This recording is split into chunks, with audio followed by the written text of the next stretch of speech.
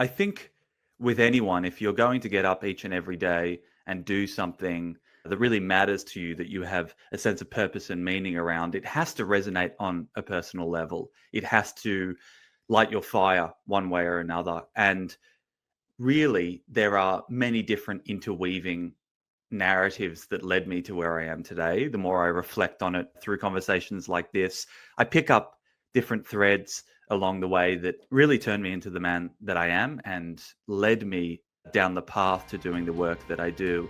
Welcome to Passion Struck. Hi, I'm your host, John R. Miles, and on the show, we decipher the secrets, tips, and guidance of the world's most inspiring people and turn their wisdom into practical advice for you and those around you. Our mission is to help you unlock the power of intentionality so that you can become the best version of yourself. If you're new to the show, I offer advice and answer listener questions on Fridays. We have long-form interviews the rest of the week with guests ranging from astronauts to authors, CEOs, creators, innovators, scientists, military leaders, visionaries, and athletes. Now, let's go out there and become Passion Struck.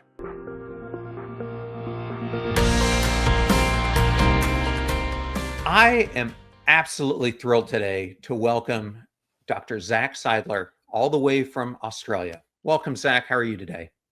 Great, John. Thank you for having me. Before I jump into the first question, I just have to tell you how jealous I am because you're sitting in one of my most favorite cities in the entire world, Sydney, Australia. Man, I am so jealous you get to live there. It is a beautiful part of the world down under. And yeah, I'm very lucky to call it home. And anytime I've been offered to go and live anywhere else, the beaches here just call me back. So it's home for the foreseeable future. Man, well, I loved it when I was there because you had the beaches, but you also had the bush and you had the mountains only like an hour and a half away. So you really have this magical ability, if you're an outdoorsman, which I am, to do all these different types of things. And the best coffee in the world, which we will always hold on to for dear life. well, I bet you Italy and some other places would fight you for that. It's worth the competition. Yeah.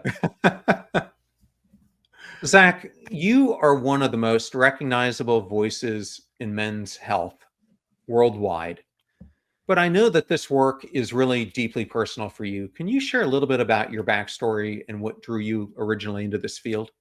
Thanks, John. I think with anyone, if you're going to get up each and every day and do something that really matters to you, that you have a sense of purpose and meaning around, it has to resonate on a personal level. It has to light your fire one way or another. And really, there are many different interweaving narratives that led me to where I am today. The more I reflect on it through conversations like this, I pick up different threads along the way that really turned me into the man that I am and led me down the path to doing the work that I do. But the things that really jump out at me, I'm one of four siblings. And so there were lots of voices and opinions. I'm third in the pipeline. And so I think third children, not to bring up middle child syndrome, but we are often the peacekeepers. We are often the ones who are sitting at the dinner table trying to work out what's going on. And so from a very early age, I was always trying to understand my two older brothers. So I have two older brothers and one younger sister. And so having two older brothers, especially when it comes to men and masculinity, understanding the policing and the competitiveness and the bullying and the banter and all of these different styles of communication. And my two older brothers are very different as well. So I started to see how this type of interaction can take place.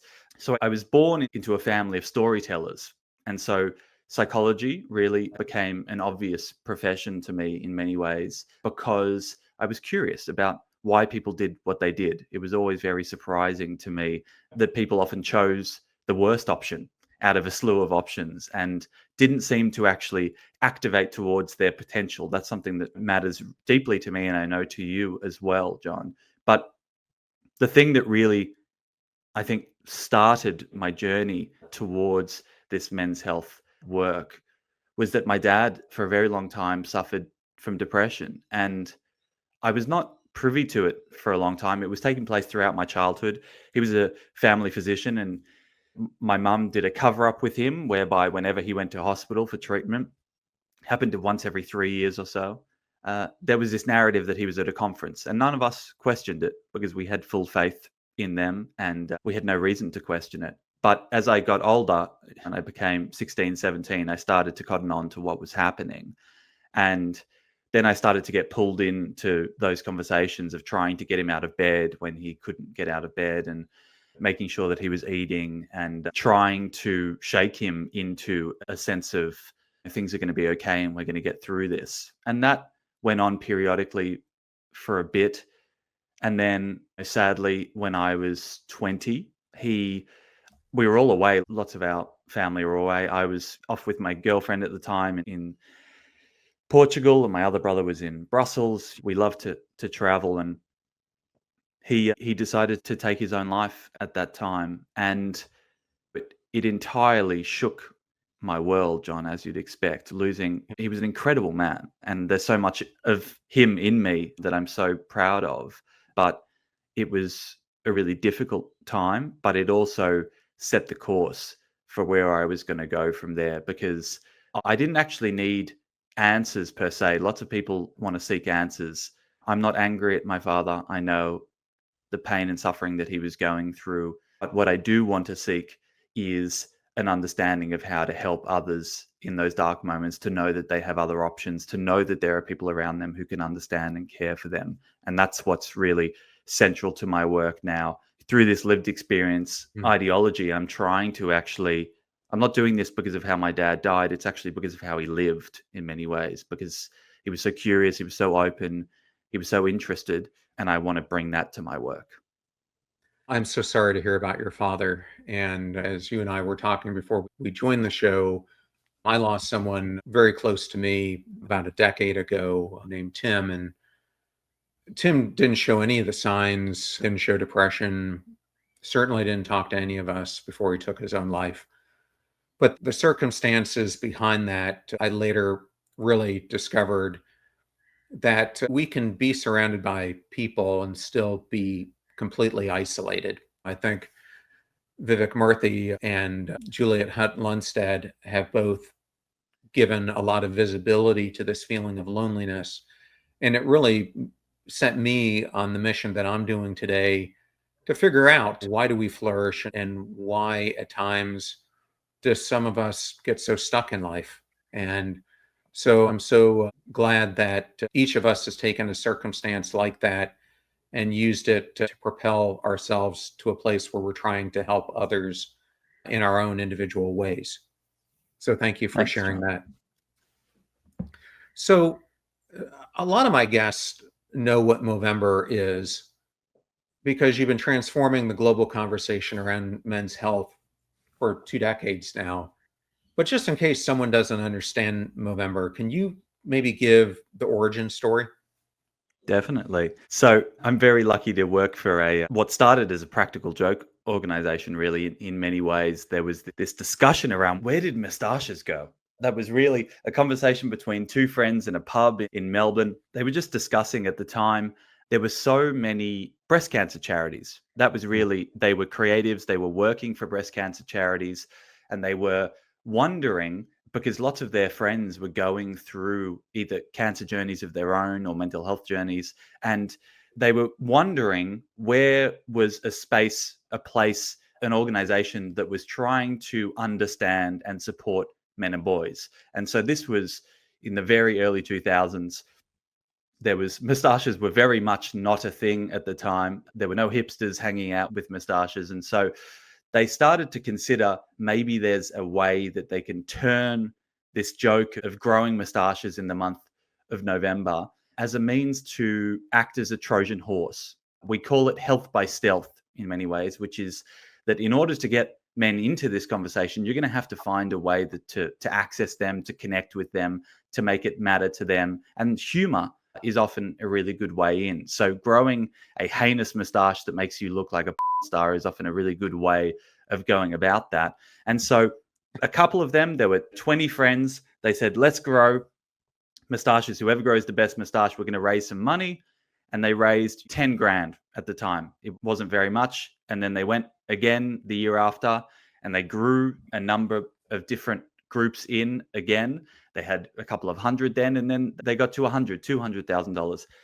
And from then on, it just blew up like wildfire. And they went across Australia and then have moved now into over 20 countries. And what started as really connective tissue between friends, I really believe that to be the case. It was a means for every year having barbecues, going to the pub, connecting with one another, talking about your health and well-being, having conversations about prostate cancer checks, having conversations about your mental health. And it went from this really small niche community thing to the fact that we now have a community of over 6 million men across the globe.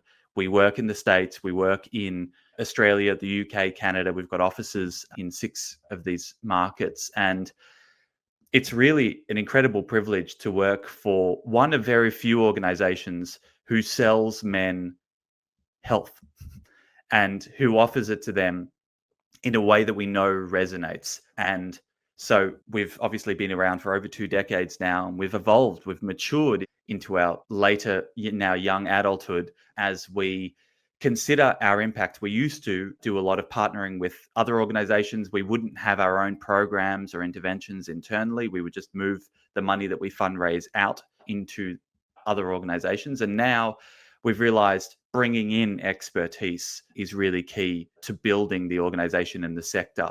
And so we set up around 2 years ago the Movember Institute of Men's Health. And that's where I sit. I've been at the organization for about 6 years now, and I run the research team. So I look after 15 internal research staff all over the world who are all experts in men's health, mental health, suicide prevention. They're the best of the best. And we get to work in collaboration with people all over the world. And the best thing about it, we're not academics in our ivory tower.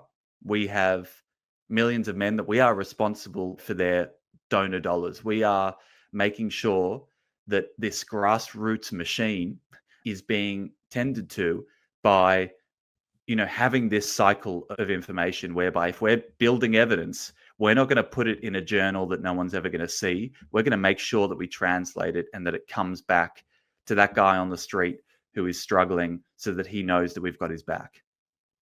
Well, thank you for sharing that. And I understand that 2025 is a really critical inflection point for the organization. What is it about this moment that's so pivotal?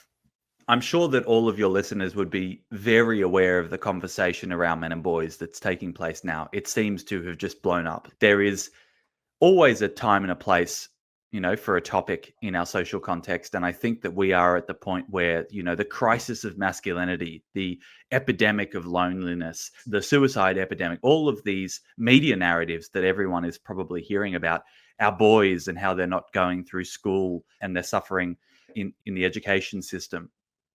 These are all interconnecting, and it's leading to a fever pitch in many ways. And so what we're doing is we are doubling down on our work in the US, where we've got a really strong team across the States based in LA and New York.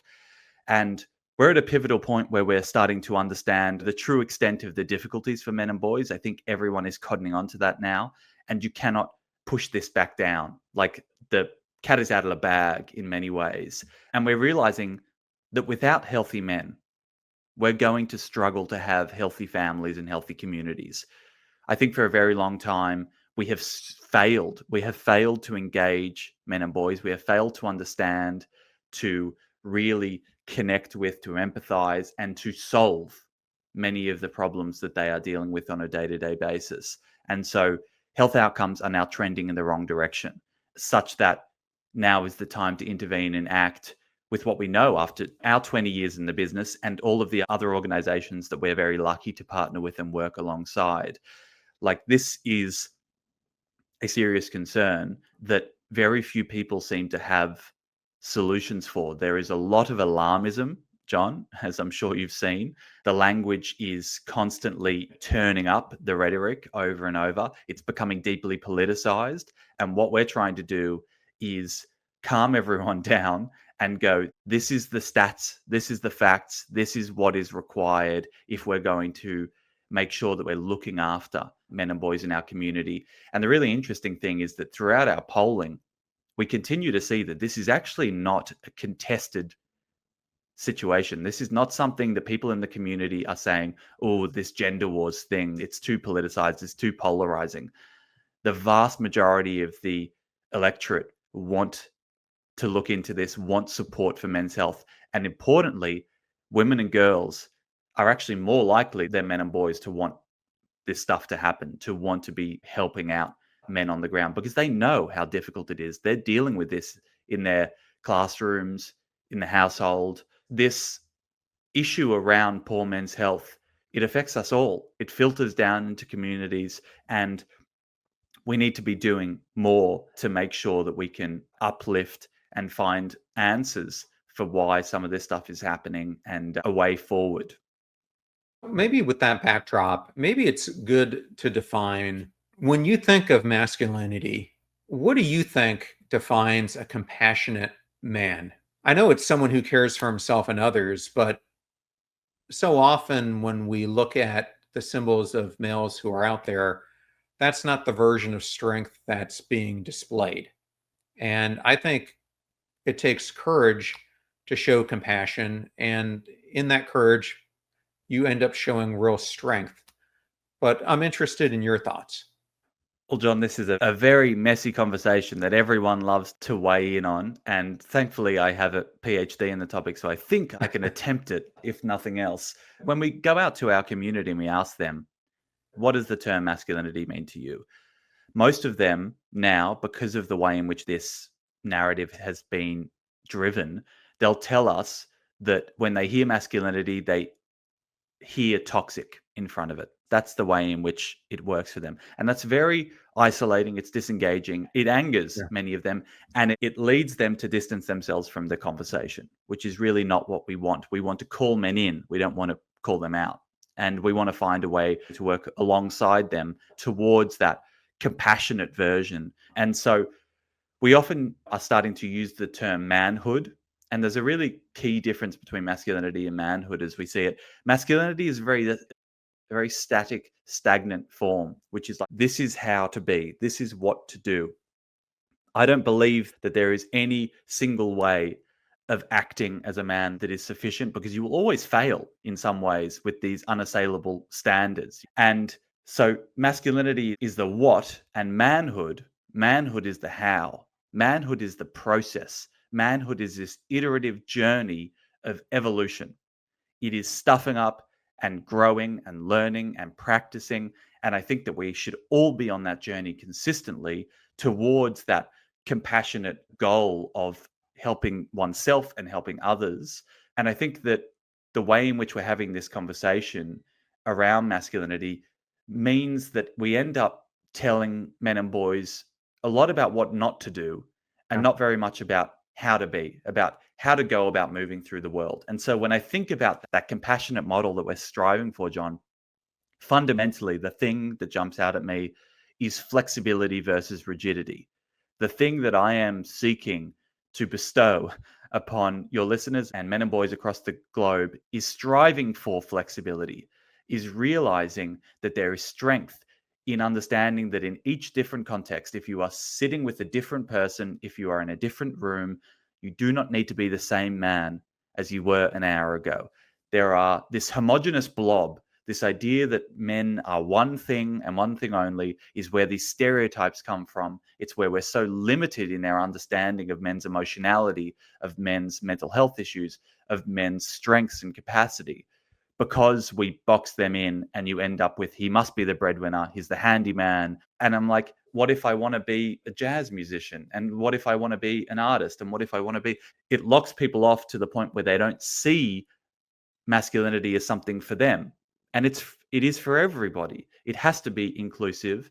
And the way to go about that is through that flexibility, which goes, okay, there is a time and a place for things like self-reliance, stoicism. Yeah.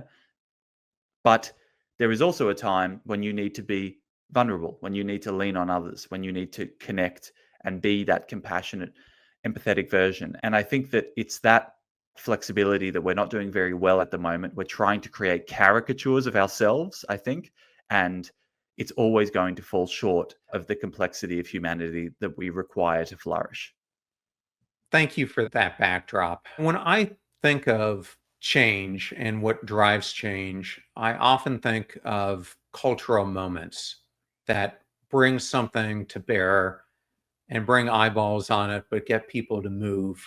In my mind, one of the things that started this movement was Scott Galloway's book, Adrift, which I was fortunate enough to interview him about. But I think it laid kind of the table stakes and exposed what was going on. Which cultural moments are you hopeful for, whether it comes from sports, film, celebrities, that could actually expand the definition of masculinity or men's health or all the things we've been talking about in a healthier way? I think that this notion of breaking down stereotypes is really important. Often here with our football players, we're getting more and more guys who are coming forward and talking about the fact the biggest, strongest guys are saying, I suffered with anxiety or I've experienced depression. And that's a huge move forward for us in many ways, having these men come out and talking about something other than tackling one another for a living. But the thing that I find really interesting is that they often say, I suffered with, I overcame. They only share their story once they feel like Yeah. there's a sense of completion. And my response to that is always, but this is the messiness of life. It's not done. And the normality of dealing with mental health difficulties in our everyday lives is that they show up when we least expect them and they follow us in many ways. They are a part of us. They are often a beautiful part of us. I've had plenty of anxious days and weeks in my life, and it's driven me connect, to work harder, to understand myself. There is great beauty in the way in which my brain works, and I'm aware of its fallibility in some ways and its shortcomings, but I'm not going to try and say I beat it, I overcame it. So I try to think that when it comes to the way in which these cultural moments are moving forward, I really want to see the messiness. I want to see people not offering varnished, well realized, fully completed stories about their masculinity. I was thinking yesterday about how we can move forward and suggest to boys in school what it means to be a man. A teacher asked me, how can I educate my 12-year-old boys in school about how to be a man? And I said, that's not how it works.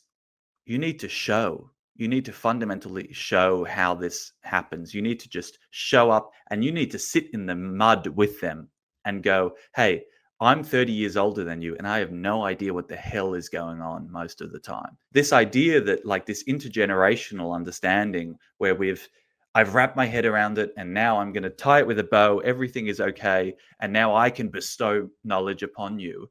I think that idea of masculinity is actually getting us away from grappling with our insecurities, the difficulties of day to day. Sometimes we feel awesome and sometimes we feel like shit. And that's just the way that it works. And we should be able to find a narrative that can hold all of those truths at the same time. So I often talk about role models and role modeling, John. Role models, everyone believes that male role models will save us all. If we just have one more NBA player who tells us that he went through something, we're going to be okay. It doesn't work. It doesn't happen like that. We need role modeling. We need the verb of doing. We don't need to put another person on a pedestal because they will fall off. And that is the thing about masculinity. It's extremely precarious. People always fall off because it's impossible to stay up there because you cannot be perfect in this world. We need an openness to the fact that we are trying, that there are attempts at trying to connect with oneself and others. And, the problem is that you put someone up and you say, this is healthy masculinity. This is something we talk about a lot at Movember. This idea of this is healthy masculinity and this person is the bastion of truth. We should all be striving for this. And who is to say what healthy or positive masculinity looks like? And so when that person does something that's at odds with how we define it, then they're off. And then a boy who is looking up to him goes, oh, I can't try to be him anymore because he's cancelled. He's no longer the guy. That's a very dangerous way of moving through the world rather than having fathers and teachers and uncles being these on the ground connective forces to actually walk through that difficulty alongside some of our younger generation as well.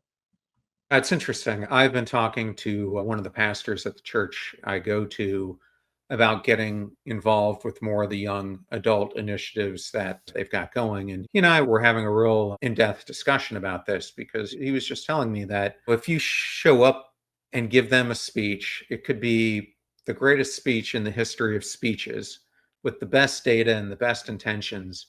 It's not going to move the needle at all. He was saying is what is going to take it is you showing up every single week, because the real change doesn't happen in that macro discussion. It's going to happen in the small groups where they start feeling comfortable enough to start sharing with you and asking questions. And it's going to be when you start giving them advice one-on-one that you start changing the narrative and you start changing lives. And I think that's what you were alluding to when you were saying that this isn't going to come from a ball player coming out there. It's going to come from people working in the trenches and doing a bottoms up type of movement where they see you modeling the behaviors and seeing the good and the bad that each of us as humans carry with us. I So think the interesting thing, John, is that we sell the moment. And whenever you ask someone, it's like, when did you change your life? They're always going to talk about the moment. They read something, they saw something on YouTube and they decided, I'm going to shift my life narrative. I'm going down a different path now. But as a psychologist, I can tell you that is not the case. There was a year or 2 years of sitting, of reading, of thinking through things, of osmosis of different narratives that were coming past them. And it just so happened that the tipping point was when they heard someone say something in a TED talk. But that moment is not the thing. It's the hard yards of openness and willingness and curiosity that kind of happen throughout it. And that's the same thing with young men. If we're going to go and try and bring them on that journey, it is the showing up. It is the week in, week out understanding of how this stuff looks, of sitting in the trenches with them, of working through stuff with them. That's how they're going to develop and evolve and understand what it means to be a man. They're not going to get it through a 5-minute keynote where you offer your best sound bites. That's as much as I've attempted to do that in my time. And early on in my career, I probably believed that I could change people's opinion and thoughts of themselves really quickly. But you do enough therapy, and I've sat aside enough men to know that it is a very strange, curious journey that often leads to the behavior change that we're seeking. yeah, I know I always get the question about my first book, Passion Struck, like, how did this come to you? And how did you know that these 12 components that you have in your framework are the right components? Well, because I lived them. It was all through me search. I spent 2 years after I'd interviewed tons of people playing with them in my own life to see if they actually worked and would make a difference. But you're right, even with all that, I was starting to move the needle and I knew I wanted to do something different. And Tim's death certainly was on that last trajectory of what finally pushed me over the line.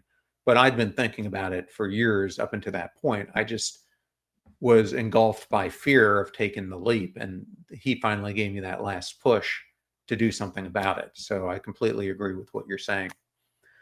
Well, Zac, I'm going to switch gears on you because one of the things I know you're excited to talk about is you have a report that by the time this episode airs will have just come out. It's called The Real Face of Men's Health. And it's one of the most comprehensive looks at men's health in the US that's ever been done. What surprised you most as the data came together? We're really excited about this report. It's been a long time in the making, John, and our entire team has been working extensively alongside some researchers from the University of Pennsylvania as well. So we've got the best of the best to do the data crunching. And the really interesting thing, and lots of people in the men's health space have spoken about this, is that there's a lot of ideas being thrown around and not a lot of really well understood data on the state of American men. really. It's a very diverse, very complex picture, and it takes a very concerted effort to sit down and try and break some of this stuff down and understand what it looks like for different groups of men. And that's what we're really trying to do. We're not doing this men versus women argument. We're really clear on the fact that there is so much diversity. There is so many different ways that different groups of guys show up. And if we don't understand that black men and white men and Native American men, and there are so many different ways that they interact with the health system, that their cancers and their mental health and, the ways that premature mortality happen for different groups, where we've really just obfuscated the whole thing to date. And if you go on plenty of websites, whether it's CDC or otherwise, you don't really get a very good picture. You don't get gender desegregated data for lots of this stuff. So we've not been able to pin down what is happening for American men when it comes to their health and well-being. Now, we know that men have long lived shorter lives than women, but in 2023, the data was showing us that it's about 5.3 years difference. And now US men lag significantly behind their counterparts in other wealthy nations. And for some groups, obviously for Black, American, Indian, and Alaska Native men specifically, the gap is even larger. So we're at the point where nearly half of all male deaths in the States happen before age 75. And many of these deaths could be prevented. So we are really focused on that idea of how we can be a preventative service here, how we can, as Movember, bring together lots of different organizations across the States and find a way to create these solutions, to understand that men show up in many different forms. They look and interact in many different ways, and we need really nuanced answers to go about supporting them. Our organization is focused on that community building. We're focused on that idea of connection and how we can get men understanding their own health and well-being, understanding what matters to them, and then going about creating a system around them that is going to be responsive to their needs. Now, that's something that I don't think we're doing very well. We do a lot of talking at men. We do a lot of saying, go to the doctor. Why aren't you doing this? Haven't you had your blood check? All of that stuff happens and has happened for a very long time. And we have spent a miserly amount of time actually looking at the system that we're pushing them into. So if you tell a guy that he needs to go and see a psychologist like me or go and see his family physician, and he goes, I went, it sucked. It was the worst time. He didn't understand me. He didn't speak my language. I'm never going back. That is a really bad use of our ability to advocate, of our ability to actually promote health and well-being. And so at Movember, we've actually evolved into this understanding of the systemic and structural barriers here by going, if we're telling men to talk, if we're telling men to look after themselves, are we actually ready to listen? Are we ready to respond? Do we have the right people in the right places who know what to deal with in those moments? And so we're trying to take a really holistic understanding of men's health. It's not purely physical, it's not purely mental, it's relational, it's emotional, it's spiritual. It's this full understanding of how men show up in the world. And we want to show them that there are many different facets that they should work on. But the most important thing, John, the title, The Real Face of Men's Health. We are so clear on the fact that men's health affects everybody. And so the real face of men's health is often the daughter of a guy, is often his sister, is often the employee that he's working with who is feeling the ramifications of his poor health. And so we're trying to understand and leverage this masculine ideal of looking after others, of service, of altruism. We're trying to use it to our advantage because men can lean into that. You're not only doing this for yourself, because I know that's uncomfortable for many men. You are doing it for those around you that you care about, that you are trying to uplift, that you love. And looking after yourself is the greatest way to lean into that ever evolving, flexible, strong manhood that we're seeking. Well, one of the things you brought up, Zach, and that I want to hit on from the report is social connection. The report says social connection is essential to health and well-being, but many men are increasingly disconnected. And I have just turned in a manuscript for my next book called The Mattering Effect, where I term this the disease of disconnection. And as I was looking at the report, and I'm glad I now have this because I'm going to incorporate some of it back in the manuscript, the report explores something called the friendship recession. And it really struck my eye. I knew, looking at the belonging report and other things, that this was a factor, but I didn't realize that 1 in 7 men now say that they have no close friends. And it is really alarming because you, that it impacts not only mental health, but it also impacts suicide risk, because if you don't have that close friend to go to, who are you talking to? Exactly. And John, I will say, because I get the privilege of working across many different countries, the friendship recession is something that is showing up in many Western countries, but is fundamentally a US phenomenon. It is worse for American men than it is any other. And so I will say that there is something uniquely going on in this moment of disconnection across America. And I spent a lot of time there over the past couple of years, whereby we're seeing this cleaving away of and this splitting of various groups who cannot see eye to eye, who cannot speak with one another, who cannot disagree in purposeful, meaningful, respectful ways.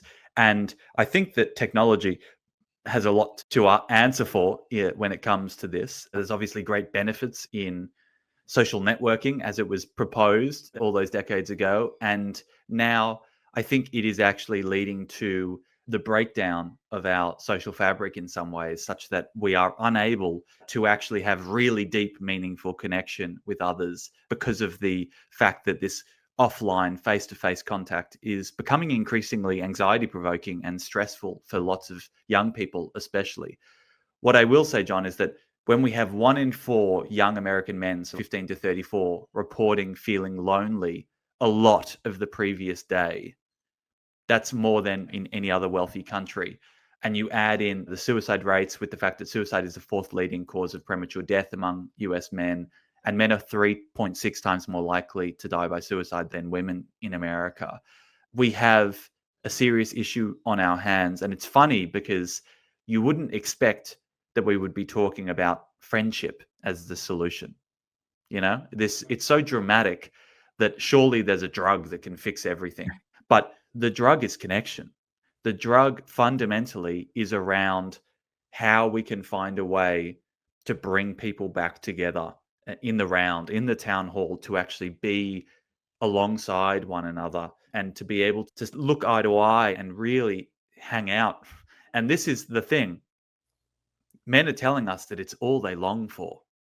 There's a reason that they watch podcasts where for 3.5 hours where guys are just hanging out, talking with one another.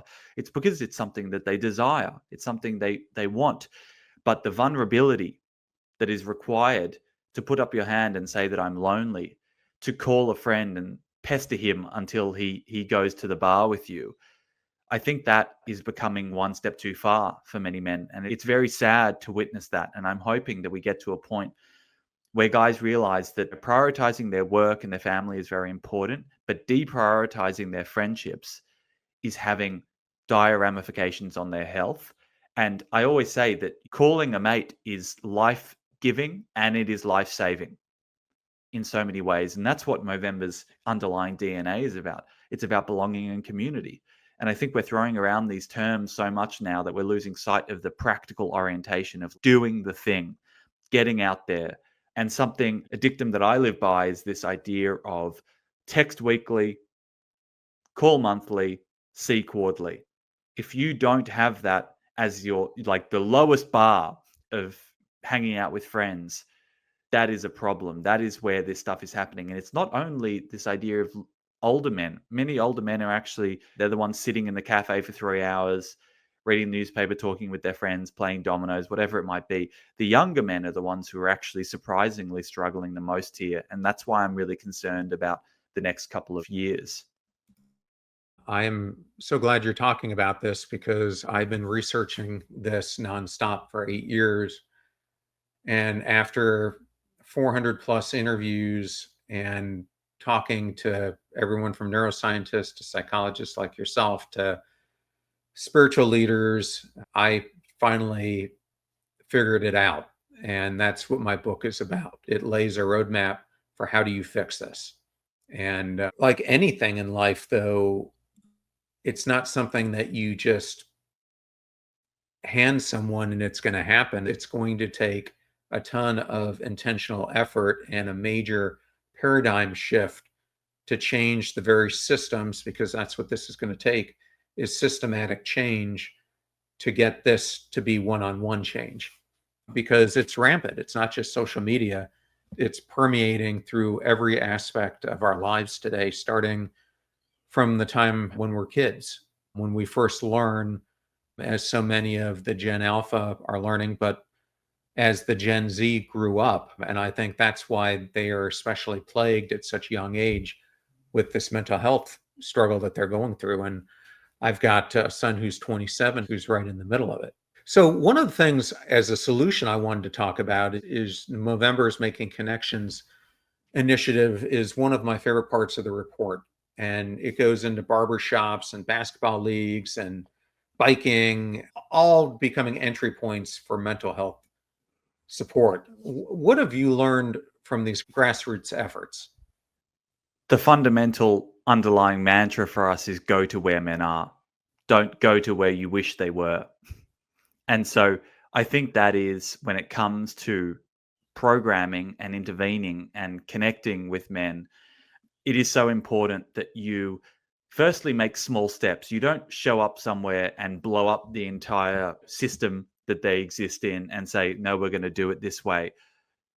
You sit alongside them, shoulder to shoulder. You understand how they are engaging with one another, and you find a way of creating incremental change. And so, our Making Connections program is a perfect example of that, where we went into totally different communities across the US. The bike shop is in Hawaii. It's incredible. It's for Indigenous young guys who are coming in, they're fixing their bikes. And by way of that, they happen to have mentors who are around who can talk them through this program of becoming man and culture and community and what mental health and vulnerability look like. And then in Chicago, we've got this incredible sport community hall where these guys are coming to play basketball. They're coming to hang out with one another.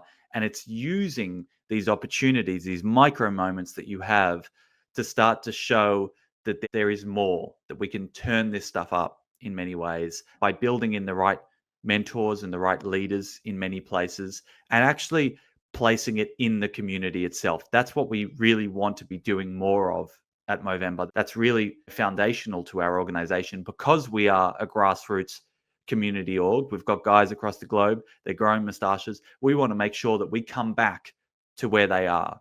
We want to come back with something in their local community that is actually going to build that muscle, as you're talking about in many ways, John, that muscle of connection. And what's really important is we sit in the trenches with them and we try to go, all right, we know you want this. We know you want to hang out more with your friends. You want to have deeper conversations with them.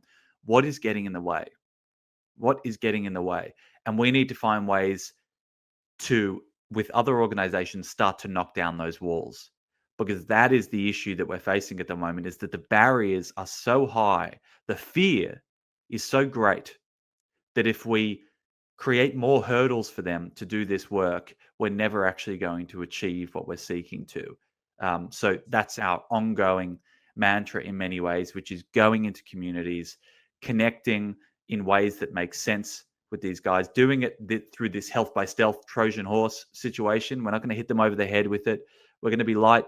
We're going to have humor. It doesn't need to be this dark mental health conversation in the corner. You can do it in whatever way makes sense. And especially if you're coming into marginalized minority populations, you need to do it in a way that makes sense, that is co-created with them and for them, rather than this idea of, let me take this thing that I did in Australia and we're just going to drop this in here and hope that it works. So, Zach, my last question for you is, if you could write the story of masculinity For that next generation I mentioned earlier, Generation Alpha, what would its central theme be? Well, John, I'm about 3 months away from having a son of my own. So I'm thinking deeply about this at the moment and the world I want to bring him into and the type of masculinity that I want to espouse to him. And I think it is around that openness and curiosity. I want the defensiveness, the fear, the shame to really be tackled. I think that is what is getting in the way of so many men, achieving their potential. And instead, moving towards an idea of aspiration. I hope that we can start selling what is possible, what men should be striving towards, not what not to be. There's a lot of discussion around what not to be, and that is not a very motivating conversation. No. Instead, we should be saying, here is, and it's not in competition with others, it's your internal journey of self development that requires an understanding of what you're striving towards, what matters to you, what are your values. None of these are discussions that your everyday man is having. And I really hope that this doesn't just exist in the podcasting world. It happens on the ground, in the workplace, on the football pitch. There should be conversations around how to be your authentic self. And that's, a humanity situation. This is not merely a masculinity one. It's something that we should be really grappling with. And it doesn't need to be painful. It can be iterative, it can be messy. And that journey is the thing that we should be sharing with one another. Love it. Zach, it was such an honor to have you today. If people want to find out more about the movement, where's the best place for them to go? Head to Movember.com, and we're looking forward to all of those moustaches and all of the women as well who are so incredibly supportive of our movement coming in November this year. Awesome. Thank you again so much for joining us on Passion Struck. Thanks, John.